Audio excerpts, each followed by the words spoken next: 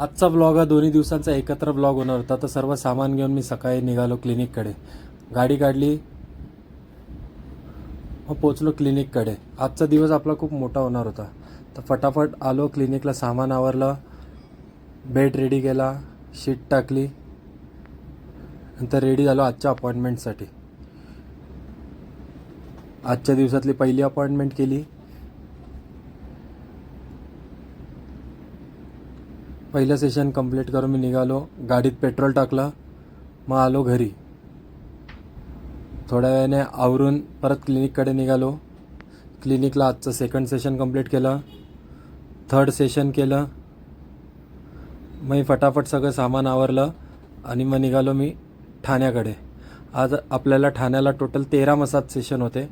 तर ते कंप्लीट करण्यासाठी मी पोचलो ठाण्यामध्ये. सेशनच्या आधी विचार केला की नाश्ता करू. मग समोसा खाल्ला, भजी खाल्ली, लोकेशनला पोचलो, टेबल सेट केला, मग चालू केले आपले मसाज सेशन. पटापट पहिलं सेशन, सेकंड मसाज सेशन आणि थर्ड सेशन कंप्लीट केलं. मग मी रात्री 10 वाजता जेवणासाठी थांबलो. जेवण कंप्लीट केलं, मग रात्री 2 मसाज सेशन केले. तर इकडं पोरं गेम खेळत बसलेले. सेशन ठाण्याचं 5वं सेशन केलं, मग मी गेलो झोपायला. पुढच्या दिवशी सकाळी लवकरच उठून बाकीचे 8 सेशन कंप्लीट करण्यासाठी लागलो. फटाफट सर्व सेशन कंप्लीट केले. त्याच्यामध्ये नाश्ता केलेला, जेवण केलेलं. सेशन कंप्लीट करून मग मी निघालेलो ठाण्याकडे.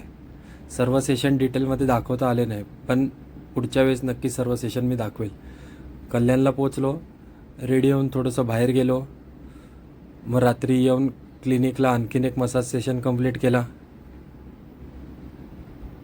स्वतःला रेड लाईट थेरपी घेतली.